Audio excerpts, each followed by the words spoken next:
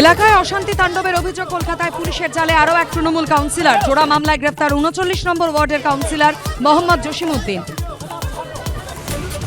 বন্ধ collapsible gate, main দরজা, চাবিওয়ালাকে ডেকে তালা খুলে বাড়ির ভিতরে ঢুকলো পুলিশ। টানটান নাটকের পর গ্রেপ্তার তৃণমূল কাউন্সিলর। কলকাতায় গ্রেফতার আরও এক তৃণমূল কাউন্সিলর। তোলাবাজি হামলার অভিযোগে ধৃত বাপ্পাদিত্য দাশগুপ্ত। পাটুলি থানায় উঠল চোর স্লোগান, ছোড়া হলো ডিম। শাড়ির গাদায় লুকিয়েও শেষ রক্ষা হলো না। উদয়নারায়ণপুরে ডাই করা শাড়ি সরাতেই বেরিয়ে এলেন তৃণমূল কর্মী। 2021-এর ভোট পরবর্তী হিংসার অভিযোগে গ্রেফতার ব্রহ্মানন্দ চক্রবর্তী।